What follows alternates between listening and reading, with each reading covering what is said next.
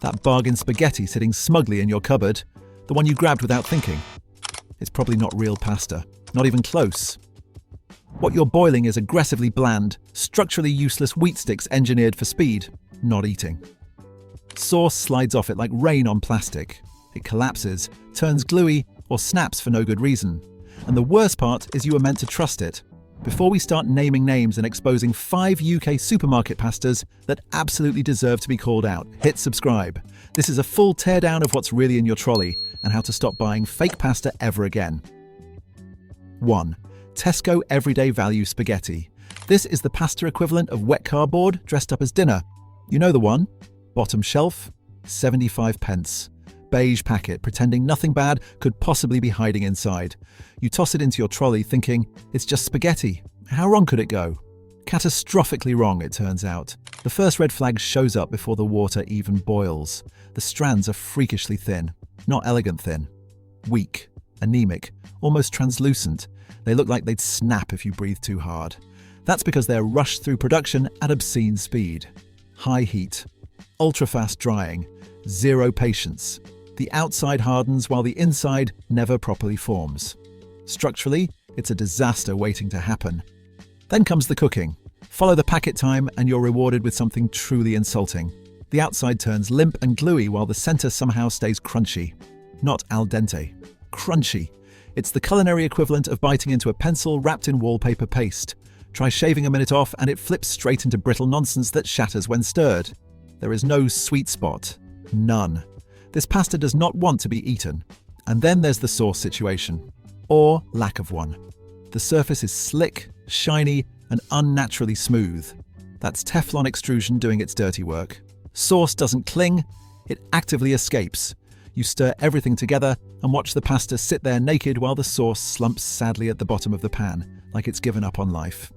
Every bite tastes hollow. Empty. Like flavour was an optional extra Tesco politely declined. What makes this one unforgivable isn't just that it's cheap. Cheap pasta can still be honest. This isn't honest. The packaging whispers Italian vibes while delivering aggressively soulless filler designed purely to hit a price point. No wheat aroma. No chew. No pleasure. Just calories shaped like spaghetti. You're not saving money here. You're paying to be disappointed. Paying to eat something that collapses under the most basic expectations of pasta. This isn't budget food, it's culinary sabotage with a barcode. 2. Sainsbury's own brand spaghetti. This one is dangerous because it looks respectable. It's not screaming bargain bin, it's not embarrassingly cheap. It sits there quietly, implying competence. The kind of pasta you buy when you want to feel sensible, and that's exactly how it gets away with being utterly mediocre. Open the packet and the strands look pretty, suspiciously pretty, uniform, polished, almost glossy. That shine isn't quality, it's a warning sign. Real pasta looks dusty, rough, slightly imperfect. This looks like it's been waxed, and once you cook it, the truth becomes impossible to ignore. Drop it into boiling water, and there's no aroma. None. Good pasta releases a warm, wheaty smell that tells you something real is happening. This stays mute. When it's cooked, the texture is bizarrely slick, almost waxy between your teeth. Not comforting. Not hearty. Just strangely slippery, like you're chewing something designed for machines, not mouths. Now add sauce. Watch closely. The sauce doesn't wrap around the strands. It doesn't cling or soak in. It slides straight off and pools underneath, leaving the pasta bland and exposed. You keep stirring, hoping it'll improve. It won't. The surface is too smooth. That's the giveaway of Teflon dyes and speed-obsessed manufacturing. Efficiency over enjoyment. Always. The flavour is aggressively forgettable. No nuttiness, no depth. Just a vague, starchy presence that disappears the second you stop chewing. You could blindfold someone and they'd struggle to tell if they were eating pasta or an edible packing material. The real irritation here is the illusion of quality. Sainsbury's charges more than the absolutely cheapest brands, so you assume corners haven't been cut. They have. Quietly. Skillfully. The wheat is likely blended, the drying rushed, the process stripped down to maximise throughput. You're paying extra for the comfort of familiarity, not a better plate of food. This pasta isn't offensively bad in a dramatic way. It's worse than that. It's politely awful. The kind of product that teaches you to lower your standards without realizing it. And once you notice, you can't unnotice it. 3. Napolina Spaghetti number 6. This is where the scam gets slick. Napolina doesn't shout, it whispers. Black packaging, gold accents, an Italian flag doing quiet little somersaults in the corner. This is the pasta you buy when you've decided you're too good for the bargain shelf but not ready to go full artisan. It looks confident, grown up, trustworthy. And that's exactly how it gets away with murder. Pour it out and the strands look immaculate. Too immaculate. Perfectly smooth, uniform, shiny in a way that feels cosmetic. Real pasta never looks this polished. This is pasta that's been groomed for the shelf, not the saucepan. The moment it hits boiling water, the illusion starts cracking. There's no smell. None of that warm, nutty wheat aroma that tells you something real is happening. It just sits there silently, cooking without personality. When you bite into it, the texture is technically fine but emotionally empty. No resistance, no spring, and no satisfying chew. It's like chewing something that's already given up. Here's the dirty secret.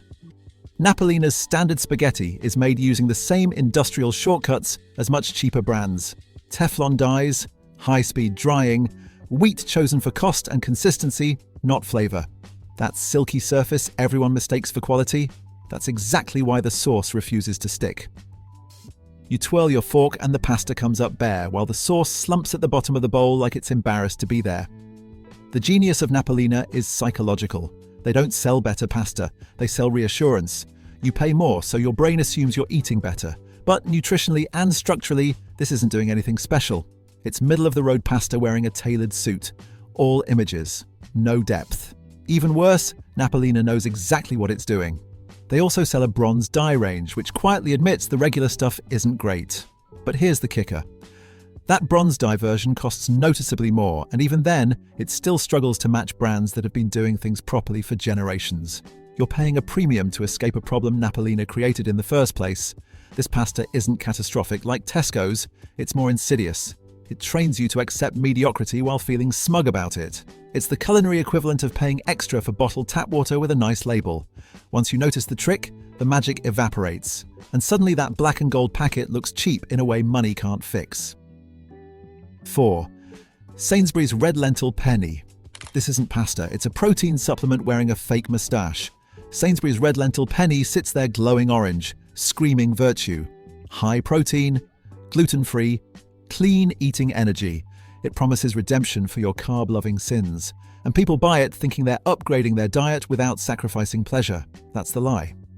Open the packet and the color alone should worry you. It's aggressively bright, almost cartoonish.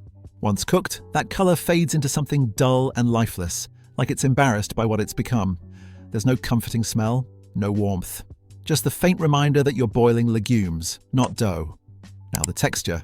This is where things go from disappointing to actively unpleasant. There's no elasticity, no bounce, no forgiveness. The penne are dense, stiff, and oddly grainy, like they're resisting the idea of being chewed.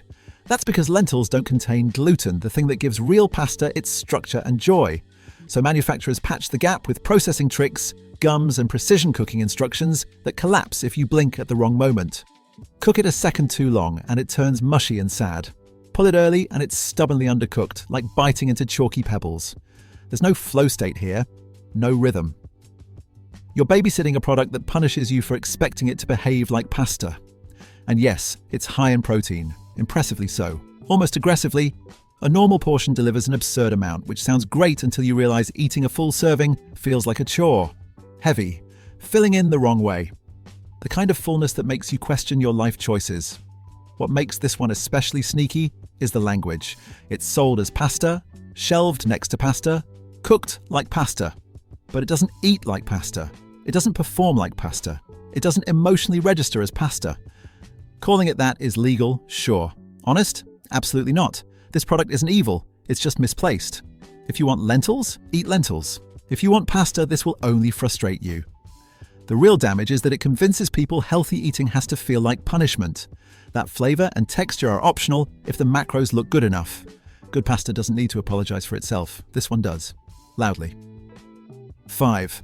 Bare Naked Spaghetti. This is not pasta. This is an identity theft case happening in the refrigerated aisle. Bare Naked doesn't even bother pretending anymore. This thing is sold as spaghetti, but it's not wheat, not dough, not dried, and not even cooked the same way. It's konjac, a plant fiber gel shaped into long strands and brazenly labeled as pasta because the law lets it slide, and that alone should make you angry. Open the pouch and the first thing that hits you is the smell. Chemical, sharp, like something that should come with gloves and a warning label. That's not food anticipation. That's instinct telling you something is wrong. The strands themselves look uncanny. Translucent, slick, slightly rubbery, like medical tubing cosplaying as dinner. You don't boil it because boiling would destroy the illusion entirely. You rinse it, rinse your spaghetti. Already we're deep into nonsense territory. Then you fry it because water is its natural enemy. At no point does this behave like pasta. It squeaks in the pan. Squeaks. That sound alone should disqualify it from ever sharing a shelf with durum wheat. Now taste it. There's no chew, no warmth, no satisfaction.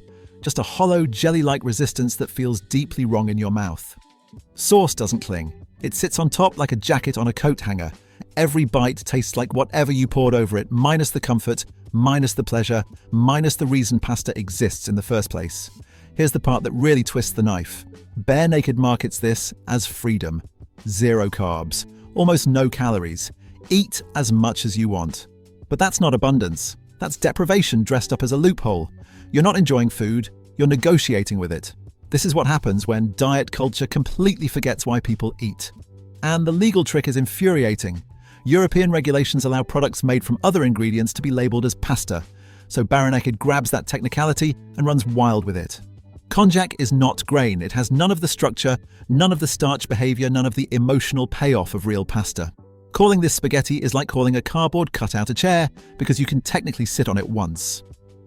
The saddest part is who this targets. People trying to lose weight. People scared of carbs. People who just want dinner without guilt. And instead of teaching balance, it hands them something joyless and tells them this is the price of discipline. That food must feel like punishment to work. If you want vegetables, eat vegetables. If you want pasta, eat pasta. This miserable hybrid offers neither. It doesn't satisfy hunger. It doesn't comfort. It doesn't even taste neutral. It tastes like compromise, like you've been talked out of pleasure by a label and a calorie count. This isn't an alternative. It's an insult. And the fact it's sold as spaghetti is the clearest example of how far the word pasta has been stretched until it means absolutely nothing. Why this keeps happening and why supermarkets get away with it. Once you've seen the pattern, it's impossible to unsee. UK supermarkets aren't selling pasta. They're selling the idea of pasta. The shape, the name, the comfort. Everything except the method that actually makes it good. Speed is king, margins rule. Anything that slows production gets quietly erased. Bronze dyes cost more. Slow drying takes time. Better wheat demands care. So they cut, rush, smooth and polish until what's left is a pale imitation that still legally passes as food. And here's the brutal truth. Most people don't complain. They drown it in sauce, they overcook it, they assume that a gluey texture is normal. So the industry keeps churning out aggressively mediocre noodles because no one's punishing them for it. The shine fools shoppers. The Italian flags distract them. The word pasta does the rest. This isn't a conspiracy, it's worse. It's indifference disguised as convenience. How to spot real pasta in 30 seconds. You don't need a degree, you just need to stop trusting the front of the packet. First, flip it over. Ingredients should be brutally simple. Durum wheat, semolina and water. That's it. If it starts listing vague wheat flour or a parade of substitutes, walk away. Next, look at the surface. Real pasta looks slightly dusty, rough, imperfect. If it's glossy and smooth like plastic tubing, that's Teflon extrusion doing damage. Check the colour. Good pasta has a deep golden tone. Not pale, not grey, not ghostly. Pale pasta usually means cheap wheat or aggressive processing. Look for words like bronze cut or trafilata al bronzo. Brands that use proper methods shout about it because it costs them money. Finally, be realistic about price. Good pasta in the UK isn't expensive. Paying an extra £1 transforms dinner. If it's suspiciously cheap, it's cheap for a reason. How to cook pasta without ruining it. Even the best pasta will suffer if you treat it badly. Use more water than you think you need. Salt it generously. It should taste like the sea. This seasons the pasta itself, not just the sauce. Never add oil to the water. That slicks the surface and guarantees sauce rejection. Cook it until just shy of done, then move it straight into the sauce with a splash of that cloudy cooking water. That starch is liquid gold. It binds everything together. Stop rinsing pasta. You're washing flavor down the drain. And please stop cooking it to death. Pasta is meant to fight back a little. Once you taste real pasta, the fake stuff feels downright insulting. This isn't snobbery, it's refusing to eat joyless filler dressed up as food. Your trolley is a vote, and every pack tells brands what you'll tolerate. Check your cupboard tonight. If this changed how you shop, hit subscribe. We're calling out food nonsense next, and it gets worse.